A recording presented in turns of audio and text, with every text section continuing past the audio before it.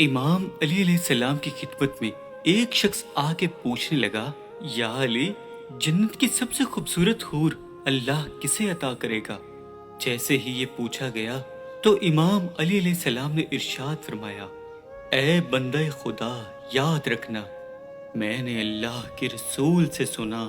کہ جو انسان بدلہ لینے کی قدرت کے باوجود بھی اپنے غصے پہ قابو کرے تو اللہ قیامت کے دن اسے سب انسانوں کے سامنے کھڑا کرے گا اور جنت کی تمام خوبصورت حوروں کو اس کے سامنے پیش کرے گا اور فرمائے گا، اے میرے پیارے بندے، ان تمام حوروں میں سے جو تمہیں پسند ہے وہ رکھ لو۔ اور یوں جس نے اپنے غصے پہ قابو کیا اور اللہ کے انصاف پہ یقین رکھا تو وہ جنت کی سب سے زیادہ خوبصورت حوروں کو پالے گا۔ اے بندے خدا، یاد رکھنا، اللہ کو سب سے زیادہ وہ انسان پسند ہے جو بدلہ لینے کی قدرت رکھنے کے بعد بھی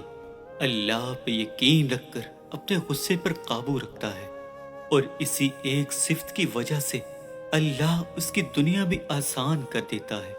اور آخرت میں بھی عظیم انعامات اس کے قدموں میں رکھے گا۔ سلام ہو